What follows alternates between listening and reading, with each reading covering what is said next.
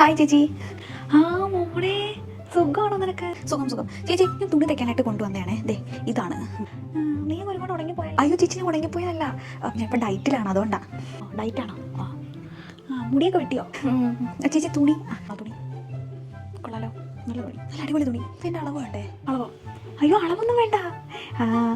എനിക്ക് തോന്നുന്നു നീ ഒരു 15 വയസ്സും എടുത്തപ്പോൾ ഉള്ള അളവ് എൻ്റെ ഉണ്ട്. വന്ന് വളർന്നിട്ടൊന്നും ഇല്ലല്ലോ, അന്ന് ഇത്തിരിയേ ഉള്ളൂ. അളവ് മതി, അത് മതി, അത് വെച്ച് തയ്ക്കാം. ചെറിയ ഉടുപ്പല്ലേ, അത് വെച്ച് തയ്ക്കാം, കുഴപ്പമൊന്നുമില്ല. അളവ് തുണിയൊന്നും വേണ്ട. ഞാനിവിടെ എല്ലാവർക്കും നല്ല രീതിയിൽ തയ്ച്ചു കൊടുക്കുന്നതല്ലേ.